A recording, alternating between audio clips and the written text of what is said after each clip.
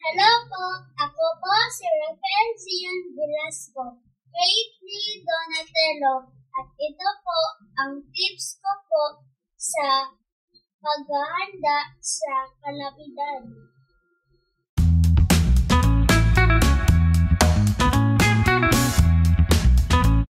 Ano po ba ang kalamidad?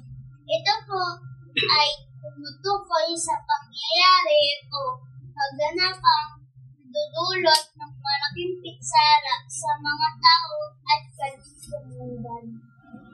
Ano po ba ang uri ng kalamidad? Ito po ay bagyo, baha, lindol, tsunami, pagputok ng bulkan.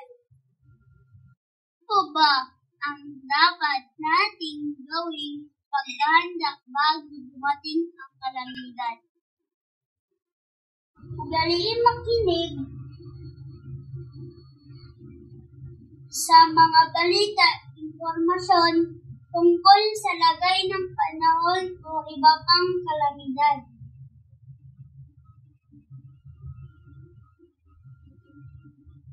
Alamin natin ang mahalagang numero ng telepono sa iyong lugar sa oras ng emergency. Tanda ng emergency bag. Naglalaman ng mga sumusunod. Number 1. First aid kit, nalagay na. ID at iba pang mahalagang dokumento, nalagay na. Flashlight at battery. Ito po. Malinis na tubig at mga pagkain. Ito po.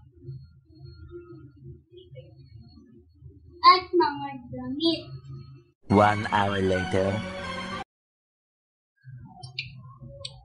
Lumikas kung pinapayuhan ng kinakaukulan na pumunta sa evacuation center. Higit sa lahat, huwag magpanik. Ito ang ilan sa mga tips para magkapaghanda tayo bago dumating ang kalamidad. Laging tandaan, ligtas ang may alam, laban